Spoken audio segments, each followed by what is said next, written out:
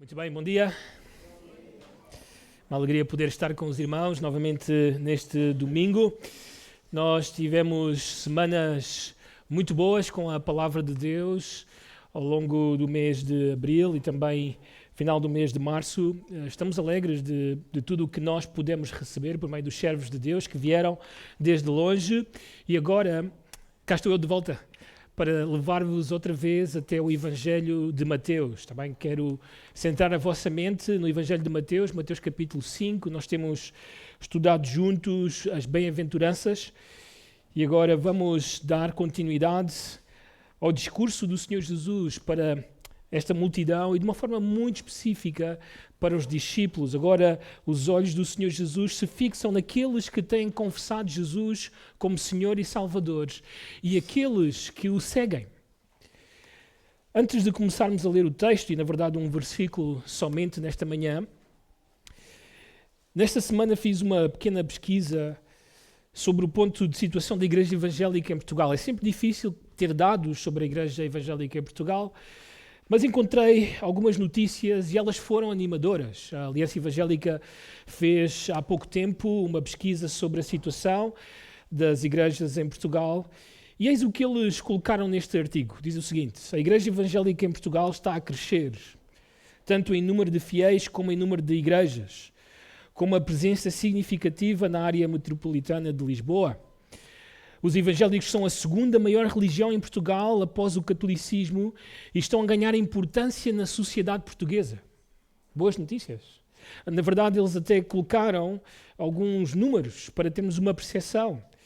Os números de evangélicos mais do que dobrou entre os censos de 2011 e 2021, passando de 73.731 pessoas para 186.832 ou 32 pessoas. Então isto são boas notícias. Eu li isto e fiquei alegre daquilo que está a acontecer. Além disso, o artigo dizia o seguinte, e achei também interessante, que as igrejas evangélicas desempenham um papel importante na sociedade portuguesa, oferecendo apoio social e espiritual a membros de diversas comunidades, incluindo emigrantes. É interessante que há umas semanas atrás recebi uma chamada da Aliança Evangélica porque o número de chamadas, principalmente na nossa área metropolitana de Lisboa, tem aumentado ano após ano de pessoas que procuram o meio evangélico para ter ajuda, ter aconselhamento, ouvir uma boa palavra, alguma coisa para que as pessoas façam. Então, alegrei-me de ouvir estas notícias. Agora, nós, louvando a Deus por aquilo que está a acontecer, também temos que ser sóbrios, ter, assim, certo critério. Cautela. No meio deste crescimento, há sem dúvida situações que também nos envergonham. No final do mês de março, todos nós ouvimos a história deste pastor evangélico aqui mesmo no Seixal. Aliás, alguns colegas mandaram uma mensagem, por acaso não és tu, não é? Por estar aqui no Seixal, disse, não sou eu. Mas este pastor e a sua esposa foram apanhados em dar auxílio à imigração ilegal, a fazerem arrendamento sem condições de habitação. Este homem e a sua esposa lucravam milhares de euros à custa da necessidade das pessoas. Aliás, nos últimos anos, temos ouvido de escândalos a envolver igrejas e também pastores evangélicos com estas situações de auxílio à imigração ilegal, tráfico de pessoas e até mesmo branqueamento de capital. Agora, estas situações, elas deixam-nos tristes e enfraquecem também o testemunho da Igreja Evangélica em Portugal. Mas estas pesquisas feitas pela Aliança Evangélica, elas sempre são pouco profundas. Elas sempre ficam neste patamar, elas perguntam o que é que está a acontecer, como está o número de batismos e tal, mas raramente as igrejas evangélicas, ou estas pesquisas, elas não perguntam coisas difíceis aos membros das igrejas ou aos pastores dessas igrejas. Então, normalmente, para termos mais dados sobre a realidade evangélica, talvez no mundo, ou de uma nação que possa de alguma forma influenciar o mundo de forma evangélica, temos que ir sempre aos Estados Unidos ou às vezes ao Brasil. Há nos Estados Unidos um grupo que se chama Grupo Barna e eles lançaram recentemente uma pesquisa interessante. Mas eu digo interessante do ponto de vista negativo. 4% dos cristãos praticantes, pessoas que confessam a Jesus, que vão à igreja, admitem ver pornografia, o que representa uma diferença de apenas 14% em relação aos não cristãos, que são 68%. A situação piora. O estudo descobriu que 75% dos homens cristãos e 40% das mulheres cristãs relataram consumir pornografia em algum nível. Notem bem, 75% dos homens e quase metade das mulheres cristãs. Aparentemente, as estatísticas de consumo da geração Z, que é, vamos dizer, a geração que está pior nisto, que é a geração que vai desde o ano 95 até o ano 2010 ou 97, 2012, dependendo de onde estás a ler. São piores, é mesmo preocupante. Eles fizeram esta pesquisa dentro desta comunidade ou desta geração e descobriram que bem mais de metade de cristãos, 62%, que usam pornografia, dizem que se sentem confortáveis com o seu uso de pornografia. 16% têm algumas reservas e somente 14% querem abandonar totalmente o hábito. É chocante. 82% não tem ninguém a ajudá-los nesta luta. Já seja porque eles não confessam ou porque não há pessoas à sua volta que os ajudem nesta luta. Agora, eu creio que se este estudo fosse feito à Igreja Evangélica em Portugal, os números seriam também trágicos. Aliás, se a pesquisa fosse ainda mais profunda e perguntasse aos crentes como está o vosso casamento, como está a integridade no trabalho e nos negócios, como está o relacionamento entre pais e filhos, como está o relacionamento entre familiares, como é que está até mesmo o relacionamento com os irmãos na igreja, provavelmente os números seriam igualmente trágicos. Então, à medida que nós louvamos a Deus pelo crescimento da igreja evangélica, ao mesmo tempo também estamos preocupados porque aparentemente a igreja parece ser muito bonita de fora, mas por dentro ela está em ruína. Ela está em queda. E o fim, sem dúvidas, será trágico. Nós sabemos o que o Senhor Jesus disse às igrejas na Ásia. Lembram-se destas 7 cartas enviadas às 7 igrejas da Ásia? De como o Senhor Jesus os advertiu, os avisou e disse-lhes: arrependei-vos destas coisas, porque se vocês não se arrependerem, eu irei remover o vosso candelabro. Bem, a história diz-nos que muito provavelmente estas igrejas não responderam positivamente a este apelo do Senhor e elas efetivamente desapareceram. O candelabro foi removido. Muitas vezes ouvimos falar da desqualificação de igrejas, ouvimos falar até mesmo da desqualificação de pastores por escândalos, mas raramente, e isto vai ao propósito do nosso tema nesta manhã, raramente nós ouvimos falar da desqualificação de crentes. Talvez nunca ouviste falar de tal termo em relação aos membros ou aos irmãos da igreja. Desqualificação de crentes. Bem, há 2000 anos atrás, o Senhor Jesus está ali no monte, assentou-se, uma multidão de pessoas aproximou-se dele, os discípulos estão ainda mais próximos e o Senhor Jesus, depois de lhes dizer quais são as características dos verdadeiros crentes, ele fala não mais de forma geral, mas agora ele olha para os discípulos, para aqueles que o têm seguido verdadeiramente. Ele diz estas palavras importantes: esta é a vossa identidade, mas também a vossa responsabilidade é viver segundo a vossa identidade. E se vocês não o fizerem, então as consequências serão trágicas. Notem o texto, Mateus capítulo 5, versículo 13. Vós sois o sal da terra. Ora, se o sal vier a ser insípido, como lhe restaurar o sabor? Para nada mais presta senão para, lançado fora, ser pisado pelos homens. A nossa proposta, ou a nossa questão nesta manhã é: como é que um crente se desqualifica? Como é que um crente se desqualifica? Vamos orar. Senhor, estamos diante da Tua palavra e queremos ver mais de Cristo nela e queremos ser transformados por ela. Por isso, Senhor, o nosso apelo é que em nome do Senhor Jesus o Teu Santo Espírito possa falar aos nossos corações, aplicar a Tua verdade aos nossos corações, para que nós possamos ter a convicção do que precisamos de fazer e possamos, Senhor, andar em conformidade à Tua vontade. Senhor, transforma-nos para que sejamos à imagem do Teu Filho. Assim oramos, no nome do Senhor Jesus. Amém. Agora eu sei que o título que eu lancei para os irmãos, esta questão, ela é um pouco ousado, um pouco insólito. Mas eu acho que ele é apropriado. Quando, obviamente, menciono desqualificação, não estou a falar de todos da perda de salvação, porque tal coisa não é possível. Lembrem-se sempre que Deus é aquele que realizou a salvação daqueles que estavam perdidos. O Pai enviou o Filho foi à cruz do Calvário pagar pelo preço dos nossos pecados. O meu pecado, o teu pecado, foram lançados sobre o Senhor Jesus e Deus derramou a sua ira não sobre mim, nem sobre ti, mas sobre o seu próprio Filho. Ele não poupou o seu Filho e ele morreu naquela cruz. Aliás, poucos minutos antes de morrer, o Senhor Jesus disse algo muito importante para a minha salvação e para a tua salvação.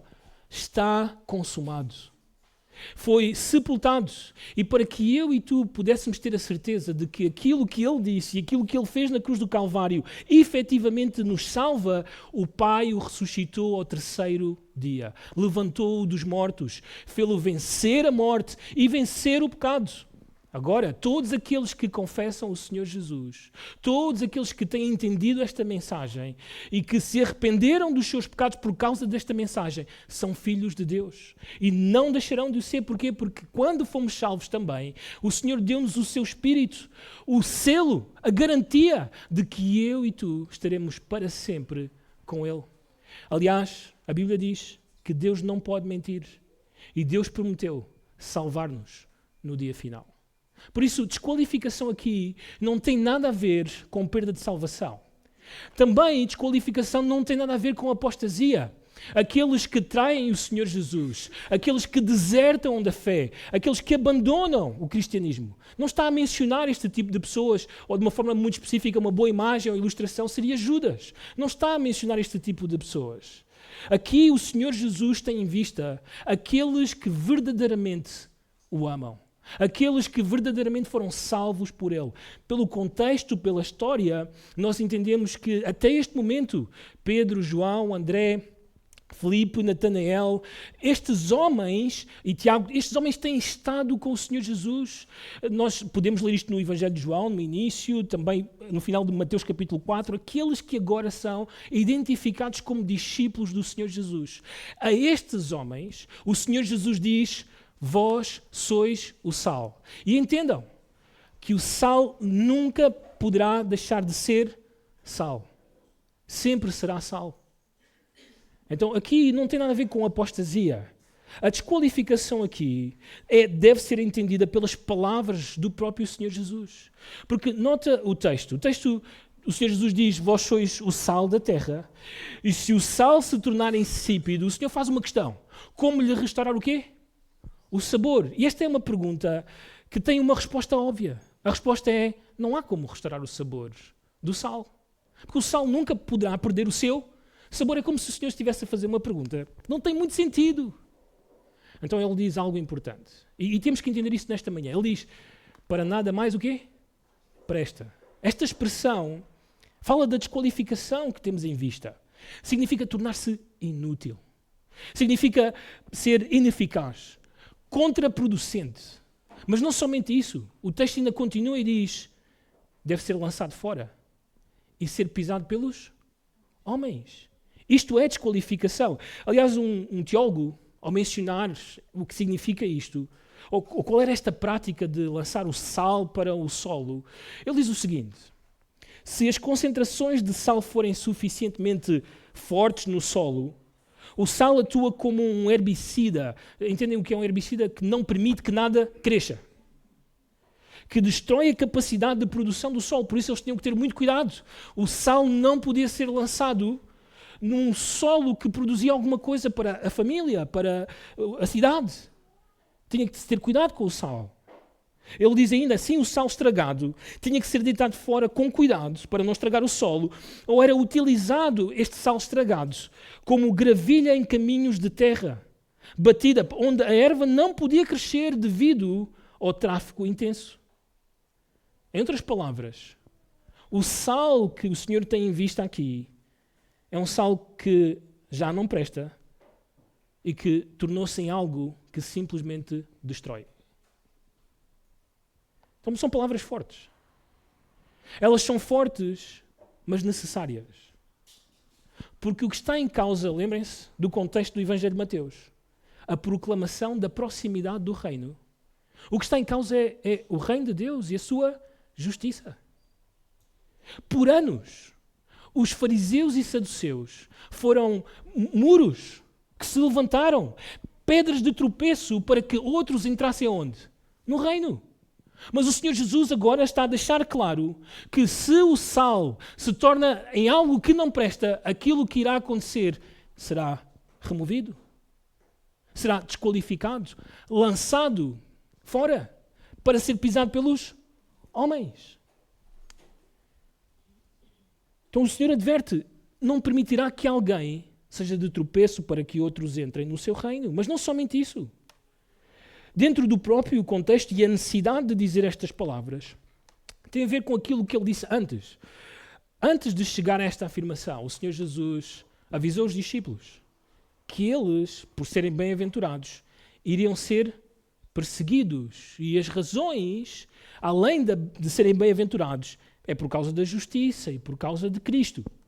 Boas razões para serem perseguidos.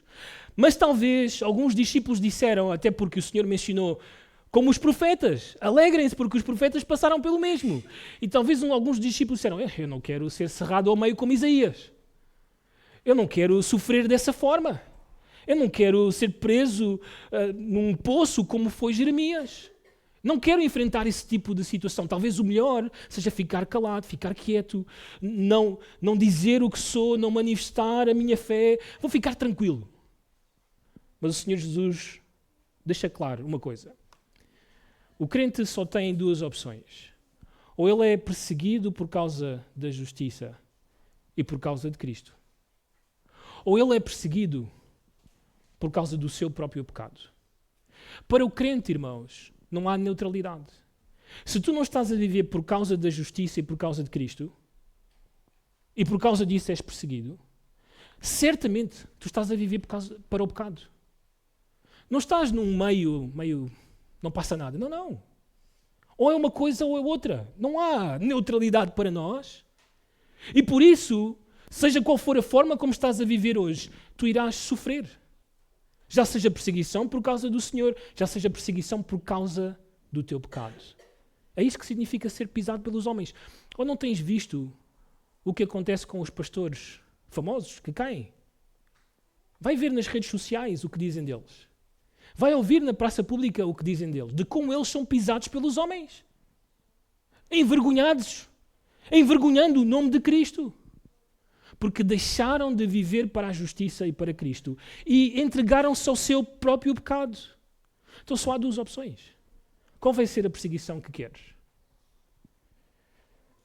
Esta expressão, então, de ser pisado pelos homens, é a desqualificação do crente. Como é que isso acontece? Como é que um crente chega a essa situação? Bem, em primeiro lugar, o crente se desqualifica quando deixa de crescer na nova natureza que Deus lhe deu. Quando deixa de crescer na nova natureza que Deus lhe deu. Novamente, o texto diz o seguinte: vós sois o sal da terra. Em algum ponto da nossa pregação, todos vocês têm que dizer isto para ficar na vossa mente. Vós sois o sal da terra. Se o sal vier a ser insípido, como lhe restaurar o sabor? Agora, como sempre fazemos, quando lemos um versículo assim meio isolado, nós temos que lembrar o que foi dito antes. Porque isso está, vamos de alguma forma, a influenciar o que está a ser dito depois. E antes, já sabemos, o Senhor Jesus deu uma série de bem-aventuranças. Também nessas bem-aventuranças o Senhor Jesus expressou as características dos crentes, o que eles são em Cristo. Logo, quando utiliza esta metáfora, vós sois o sal, o Senhor Jesus tem em vista que é, vamos dizer, a consequência de ter todas estas características, a consequência de ser crente, de ser justo, de pertencer ao reino de Deus. Então, logo, precisamos de lembrar quais são estas características. Lembras-te? Ter humildade de espírito, que pode ser entendido como dependência em Deus. Lembra-te sempre disto, que eu e tu, antes de conhecer a Cristo, nós achávamos que conseguíamos as nossas próprias coisas pela nossa própria força, que nós conseguíamos o que for, o que seja, pela nossa própria habilidade ou capacidade ou mente.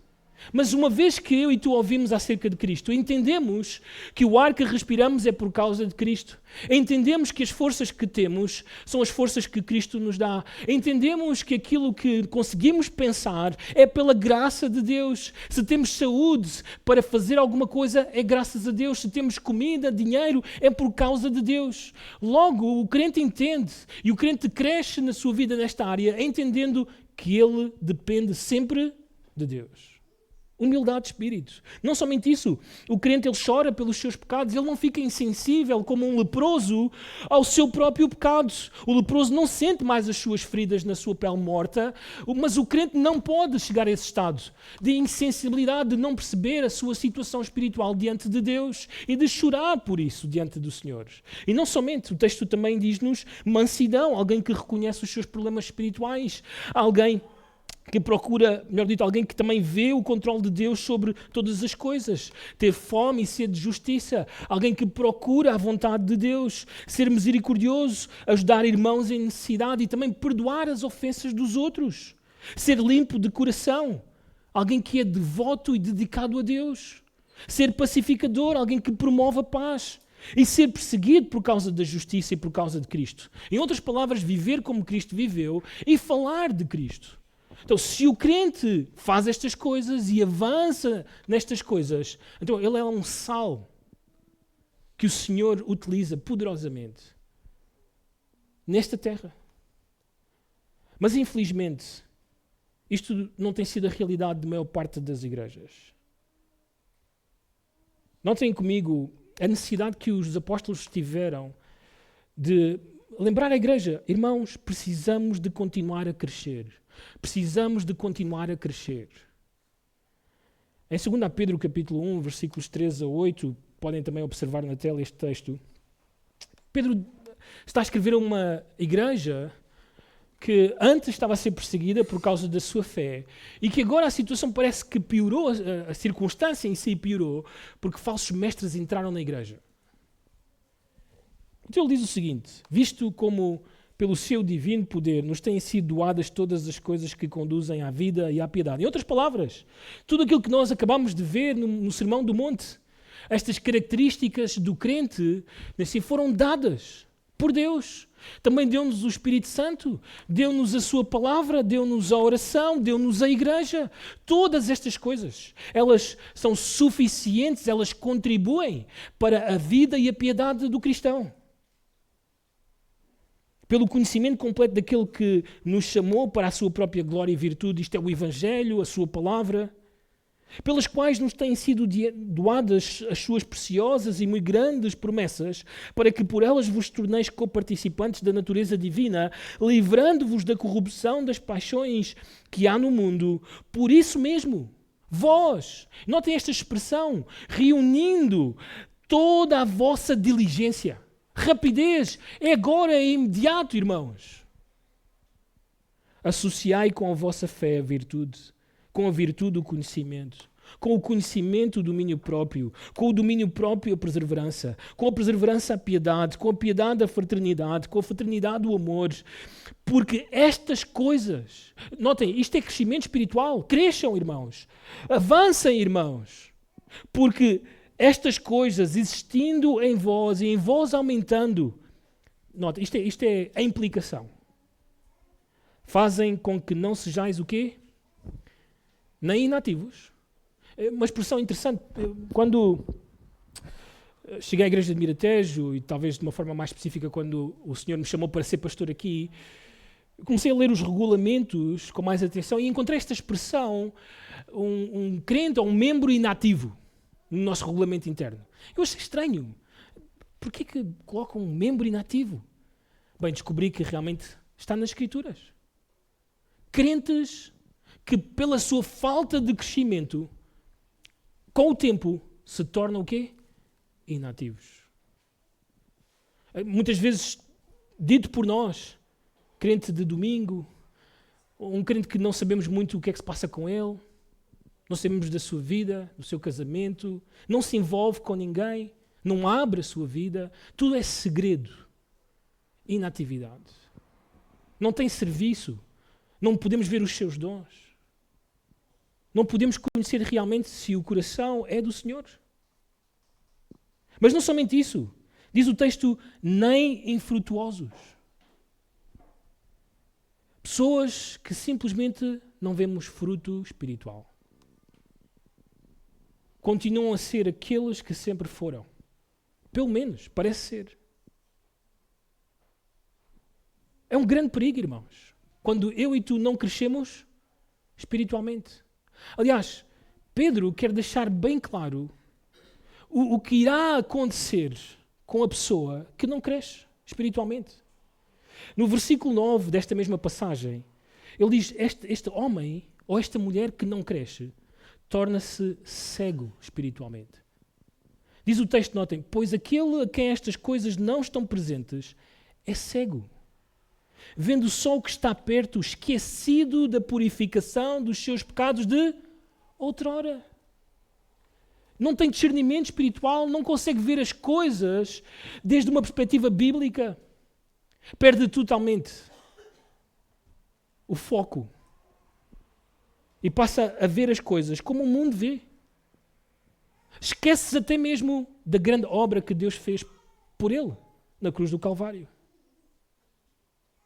E não somente isso, além da cegueira, isto é muito normal, muitas vezes quando falo com algumas pessoas que estão com dúvidas sobre a sua salvação. Mário, eu não sei se sou salvo. Muitas vezes a razão pelas dúvidas é pela falta de crescimento espiritual. Pedro diz isso, notem, versículo 10 e 11. Por isso, irmãos, procurai com diligência cada vez maior confirmar a vossa vocação e o quê? Eleição. Se há crescimento espiritual, é uma garantia de que és do Senhor, de que lhe pertences. Mas se não há crescimento espiritual, sempre terás aí na tua mente, será que eu sou crente? Será que eu realmente sou salvo? Será? Não avanças. O crescimento espiritual é essencial. O texto ainda termina dizendo, porquanto, procedendo assim, não tropeçareis em tempo algum. Pois desta maneira é que vos será amplamente suprida a entrada no reino eterno de nosso Senhor e Salvador, Jesus Cristo. Crescimento espiritual. É triste, eu tenho estado em alguns funerais de pessoas que se afirmavam ser crentes, mas nunca vimos crescimento espiritual. Sabem o que vai na mente das pessoas no funeral? Será que era crente? Será que era salva? Será que era mesmo do Senhor? Não temos a certeza, não podemos ver aquilo que a Bíblia diz que deve acontecer. Irmãos, estar sem crescimento é grande perigo. Dentro de Mateus capítulo 5, versículo 13, é ser desqualificado. Não presta, senão para ser lançado fora e ser pisado pelos homens. Então, como é que tu estás nestas áreas da tua vida? Estás a crescer nestas características, nestas bem-aventuranças? Tens alguém que podes prestar contas do teu crescimento espiritual? Podes ajudar outros para que cresçam espiritualmente?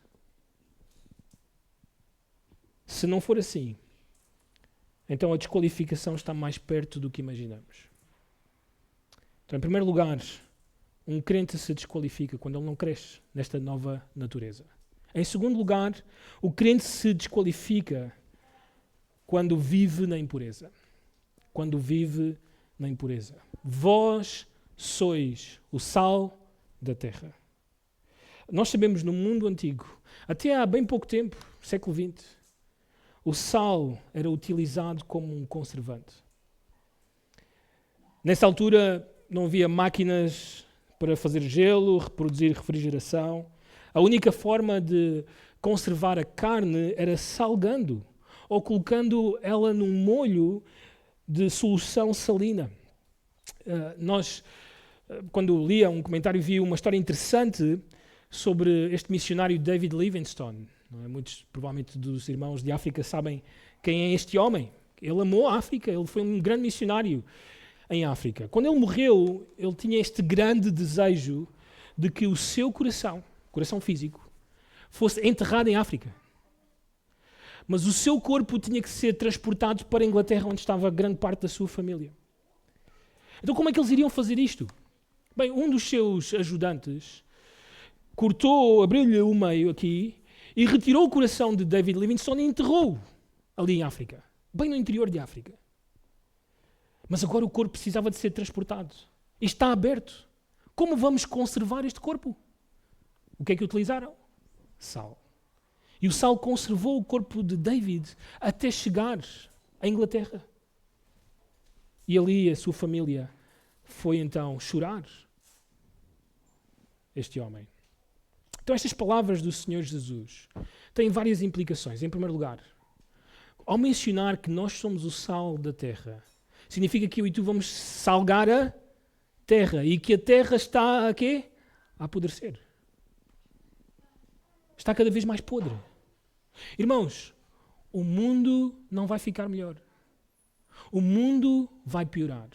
O mundo cada vez vai de mal a pior. Basta ligares a televisão.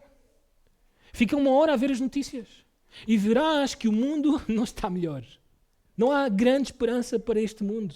Na verdade, o Senhor está a dizer que a única forma de que este mundo não se destrua já amanhã é porque o Senhor colocou sal nesta terra.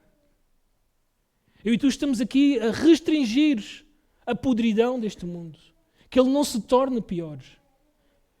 Tu sabemos que a base da nossa civilização é exatamente aquilo que a palavra de Deus ensina. E que muitos missionários derramaram o seu sangue para que o cristianismo não só chegasse à salvação de muitas pessoas, mas também tornasse uma civilização um pouco melhor. Menos podre. Aliás, uma boa imagem disto nós encontramos em Gênesis. O pastor Jairo tem várias pregações e podem consultar no canal do YouTube estas pregações em Gênesis, recomendo. Em Gênesis capítulo 4 nós temos o primeiro homicida. Lembram-se quem é ele? Caim, né? As crianças têm que... Abel não era o assassino, mas Caim sim. Né? Caim matou Abel. Assim, e Caim afastou-se de Deus, diz o texto, ele fugiu da presença de Deus. Ele construiu uma cidade e ele construiu uma civilização sem Deus. Mas logo a seguir Adão e Eva tiveram um outro filho. O Sete. E diz o texto que a geração, a família de Sete, começou a invocar o nome de Deus. E esta civilização é uma civilização piedosa, que procura o Senhor. É como se fossem a igreja naqueles dias. Os filhos de Deus naqueles dias. Mas o tempo foi passando. E os filhos de Deus daquela geração foram também afastando de Deus. E afastando de Deus. E afastando de Deus. E em vez de serem um sal puro para restringir a podridão daquela geração, deixaram de o ser. Então a podridão tornou-se tão grande que quando começamos a ler Gênesis capítulo 6 nós vemos imoralidade, violência. Aliás, há homens naquela geração que são chamados de caçadores de homens. É incrível, a violência é tanta que o Senhor chega e diz: arrependo-me de ter feito o homem. E Deus envia então o dilúvio e destrói toda aquela geração, com exceção de uma família. Deixaram de ser sal na terra. Deixaram de cumprir o seu propósito. Porquê? O que é que aconteceu? Bem, o sal, quando o Senhor menciona isto àquela geração, tinha um propósito interessante e que não podemos perder de vista. Antes de ele começar a conservar alguma coisa, o sal tinha que ser puro. Tinha que ser puro. O sal, aliás, pela sua própria cor, segundo o Antigo Testamento, simbolizava pureza.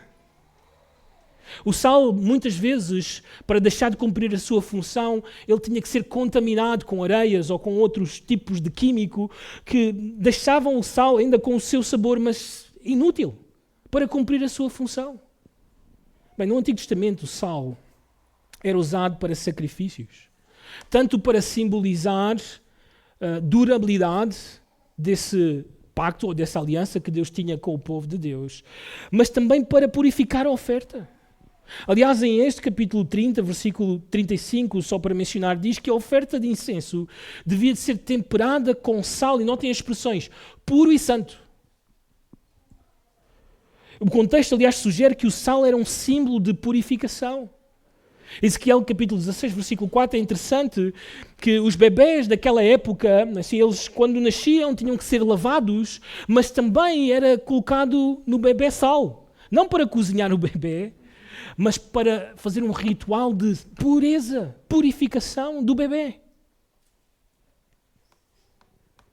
O sal também serviu como um agente de purificação no tempo de Eliseu, quando encontraram uma água que estava contaminada e Eliseu lançou sal sobre esta água e ele disse o seguinte: eis o que diz o Senhor, eu curei esta água.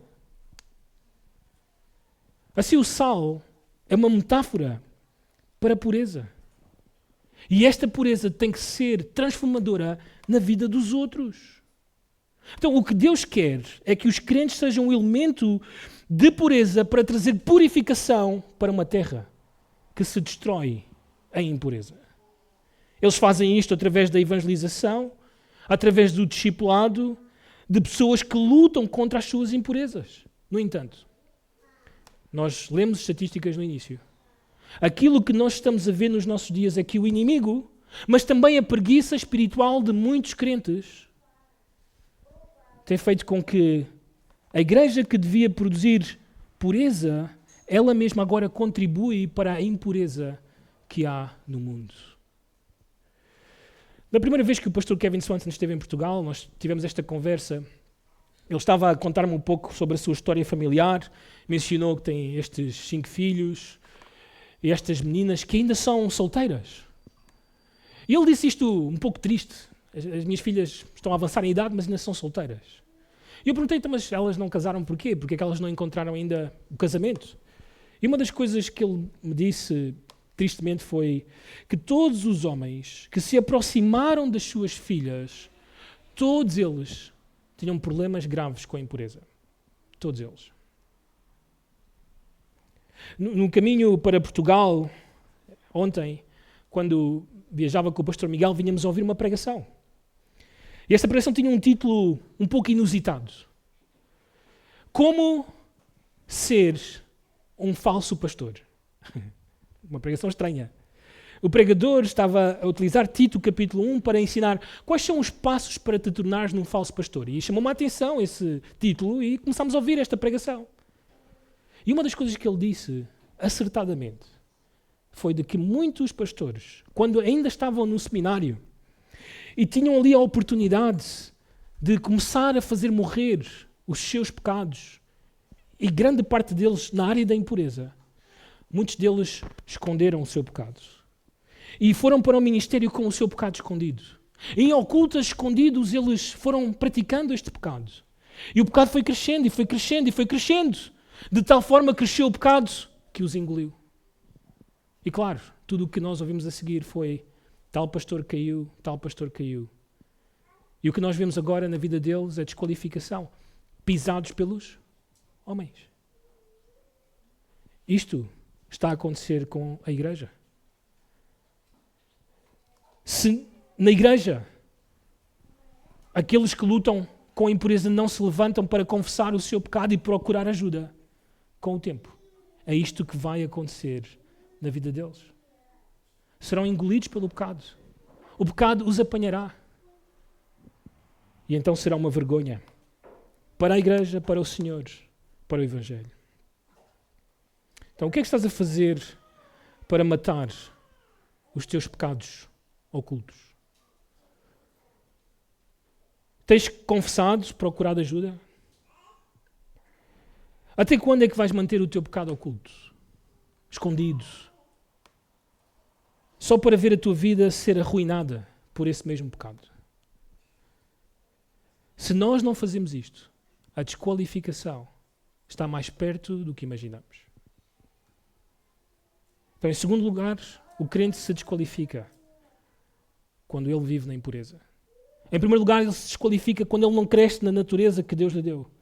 Em último lugar, o crente se desqualifica quando deixa de ser um conservador. Quando deixa de ser um conservador. Vós sois o sal da terra. Então Deus colocou restrições neste mundo que apodrece. O Estado é uma dessas instituições que Deus deu para que o mundo fosse restringido da sua maldade, para reter o mal e para recompensar o bem, diz as Escrituras. Em segundo lugar, Deus também deu a família para que ela também restringisse o pecado desde o seu lar. Pais que olham para os seus filhos, veem a maldade dos seus filhos e restringem, por meio da disciplina dos senhores, esta maldade nos seus filhos. Mas, em terceiro lugar, mais eficaz do que qualquer outra instituição que Deus criou, é a igreja. São os filhos de Deus. Nós somos o sal da terra. Nós somos o elemento mais eficaz para civilizar, para trazer uma sociedade melhor do que aquela que nós vivemos. O que o Senhor está a dizer é muito claro. A sociedade não muda por políticas melhores. A sociedade não muda se nós trouxermos educação para todos e então teremos uma sociedade mais civilizada. Nós temos comprovado que isso não é o que acontece. Não, a única forma de ter uma transformação na nossa sociedade é por meio dos crentes, por meio do sal da terra. Aliás, antes do Senhor Jesus dizer estas palavras, ele lembrou aos discípulos que os profetas foram perseguidos. E os profetas do Antigo Testamento eram o sal daquela época. Eles foram o meio de restrição para que Israel não caísse rapidamente em apostasia. Então, como é que os crentes conservam o mundo à sua volta? Ou o que é que os crentes devem conservar? Talvez esta seja uma melhor pergunta para nós. Bem, 3 práticas, rapidamente. 3 práticas. Primeira, pregação do Evangelho e da palavra. Pregação do Evangelho e da palavra. Irmãos, nós, como igreja, precisamos de reunir sempre. Estar nos nossos cultos, para ouvirmos constantemente a palavra de Deus. Nós acreditamos, porque a palavra assim o diz, que ela é o meio de santificação do povo de Deus. Então os crentes, os filhos de Deus, precisam de reunir, ouvir a palavra de Deus juntos, ser santificados pela palavra de Deus, pelo poder do Espírito, para que eles sejam cada dia crentes que crescem e crentes que são esse sal puro que o mundo precisa. Crentes que não vêm à igreja, crentes que não estão a ser santificados, certamente estão muito perto da desqualificação. Então, irmãos, a única forma de ver um Miratejo melhor, um Seixal melhor, uma Lisboa melhor, um Portugal melhor, é se os crentes reúnem domingo após domingo para louvar a Deus e ouvir a sua palavra. E proclamar o Evangelho. Falar de Cristo. Irmãos, continuemos a falar de Cristo aos outros. O Portugal não vai ser melhor se não for por meio de Cristo. Então, por exemplo, quando um familiar teu está em alguma situação difícil, ou está a criar uma situação difícil na família, não vais ter com ele e o acuses de tudo e mais alguma coisa. Ataca o seu caráter ou algo assim. Não, isso não é o que deves fazer. Podes até ter razão sobre tudo o que estás a dizer sobre essa pessoa. Mas o que a nossa família perdida precisa, o que os nossos vizinhos perdidos precisam, o que a nossa comunidade perdida precisa, não é que nós simplesmente denunciemos os pecados deles e o caráter deles, mas eles precisam de ouvir as boas novas. E as boas novas é que Cristo veio morrer pelos pecadores. E esta mensagem salvou-nos e ela continua a salvar perdidos. Por isso, igreja, continuamos a falar de Cristo. Este sal está a ensinar-nos que a única forma de o mundo tornar-se um pouco melhor é porque a igreja está a evangelizar o mundo, a trazer as boas novas ao mundo. Em segundo lugar, a oração. A oração. E deixem-me dizer algo franco à igreja aqui presente. Os nossos cultos de oração têm ficado um pouco mais pequenos. Menos pessoas no culto de oração. E isso é preocupante. Se nós entendemos que a única forma de haver uma transformação onde estamos é se eu e tu dobramos os nossos joelhos e clamamos a Deus. Foi isto que o Senhor Jesus disse aos seus discípulos. Notem, Lucas capítulo 18, versículos 1 a 8. O texto diz, aí bem no início, esta é uma parábola que o Senhor Jesus vai dizer aos seus discípulos. Disse-lhes Jesus uma parábola sobre o dever de orar e orar sempre e nunca esmorecer. Irmãos, não esmoreçam em vir quarta-feira orar. Homens, terça-feira de manhã. Mulheres, sexta-feira. Não esmoreçam, venham. Porque a única forma de haver uma mudança é se dobramos os nossos joelhos e clamamos a Deus. Notem a história que o Senhor Jesus conta aqui, que me preocupa. Havia em certa cidade um juiz que não temia a Deus, nem respeitava homem algum. Havia também naquela mesma cidade uma viúva que vinha ter com ele, dizendo, julga a minha causa contra o meu adversário. Ele por algum tempo não a quis atender, mas depois disse consigo, bem que eu não temo a Deus, nem respeito homem algum. Todavia, como esta viúva me importuna, julgarei a sua causa para não suceder que por fim venha a molestar-me.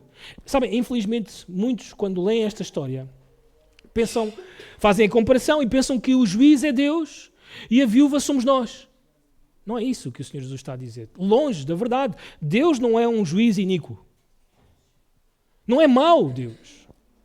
E nós não somos como as viúvas, esquecidos, sem ninguém. Não, nós somos filhos do Rei do Universo. Somos os seus reis e sacerdotes, nação santa, povo seu. Então notem o que é que o Senhor Jesus diz. Então disse o Senhor, considerai no que diz este juiz iníquo. Não fará Deus justiça aos seus escolhidos, que a Ele clamam dia e noite, embora pareça demorado em defendê-los? Digo-vos que depressa lhes fará justiça. E aqui está a frase que me preocupa. Notem, contudo, quando vier o Filho do Homem, achará porventura oração na terra? É isso que diz o texto? O quê? Uau!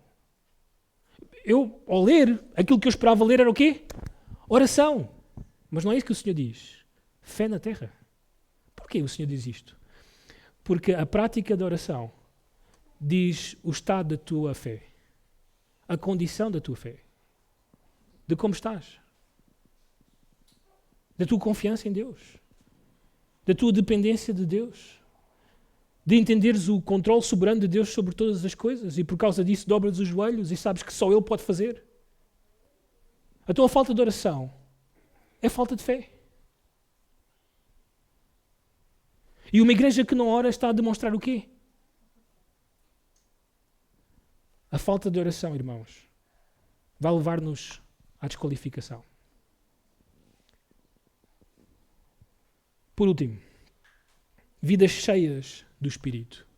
Vidas cheias do Espírito. Em outras palavras, andando no Espírito, diz Gálatas. Isto são vidas controladas pelo Senhor. E isto é o que nós precisamos de ver na nossa igreja. O que é que isto significa na prática? O Senhor, por meio do seu servo Paulo, explicou-nos o que é ser cheio do Espírito. Em primeiro lugar, é quando a igreja se reúne, louvando, cantando hinos, cânticos espirituais, louvando a Deus de coração, com alegria, com ações de graça. É quando o povo de Deus se reúne. Quando nós estamos aqui, nós estamos a demonstrar que o Espírito nos levantou, tocou o nosso coração para estarmos aqui. Quem não vem à igreja está a entristecer o Espírito. Está a lutar contra a vontade do Espírito. Está a ir contra o Espírito. Aliás, atenção à tua atitude. Embora ainda assim tu lutes contra a tua atitude e venhas à igreja, luta até mesmo ao ponto de que seja uma alegria para ti estar na igreja. Estar aqui. Porque isso significa andar no Espírito, ser cheio do Espírito. Mas também o texto de Efésios 5 ensina-nos que ser cheio do Espírito é ter um casamento espiritual. Homens que amam as suas mulheres. Mulheres que são submissas aos seus maridos. É ter uma família espiritual. Filhos que obedecem aos seus pais. Pais que criam os seus filhos na disciplina e admoestação do Senhor. Aliás, ser cheio do Espírito é trabalhar para os nossos patrões lá fora. Como para quem?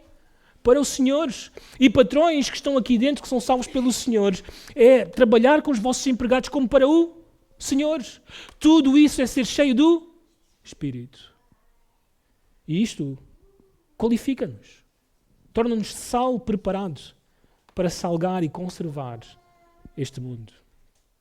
Se não fizermos assim, se estamos a entristecer o Espírito na nossa vida e até mesmo apagá-lo, eu e tu estamos muito perto da desqualificação.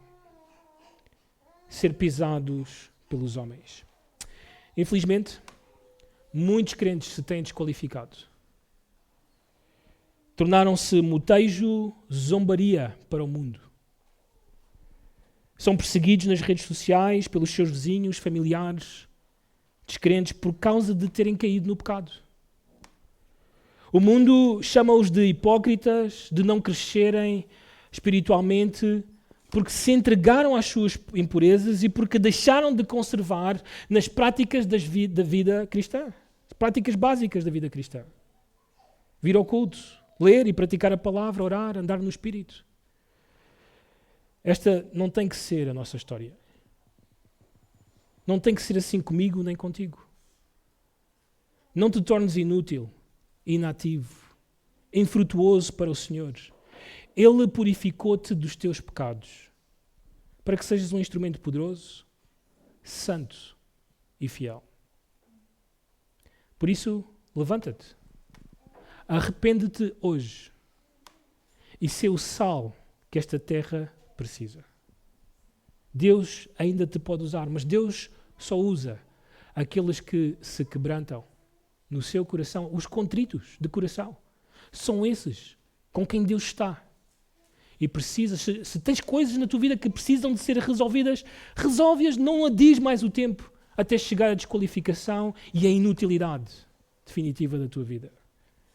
Mas arrepende-te, vem ao Senhor para que Ele use a tua vida para a sua glória. Vamos orar? Senhor, nós te louvamos, te agradecemos mais uma vez pela a tua advertência. Esta é uma metáfora que adverte a tua igreja. Só há duas opções diante de nós. Ser perseguidos por causa de Cristo, por causa da justiça, da santidade, da fidelidade a ti, ou ser perseguidos porque nos entregamos à nossa própria impureza, ao nosso pecado, aos desejos do nosso coração. Senhores, que todos os que estão presentes aqui possam ter claro nos seus corações de que estão dedicados a ti, de que querem transformação no seu coração, que desejam deixar as suas impurezas e viver somente para Cristo, vencer o pecado. Senhor, que haja convicção que vem do teu Santo Espírito para todos os que estão aqui presentes, para que a tua igreja ela possa ser o sal que o Miratejo precisa, que o Seixal precisa, onde nós estamos, trabalhamos, onde vivemos. Senhores, nós queremos que tu uses as nossas vidas, nós não queremos ser instrumentos inúteis, mas úteis para que a tua glória seja vista, para que pecadores se arrependam e para que os nossos filhos vejam Cristo nas nossas vidas, para que a próxima geração veja que esta geração te amou e quer viver para ti. Senhores, sê connosco, tem misericórdia, perdoa-nos. Assim nós oramos, no nome do Senhor Jesus. Amém.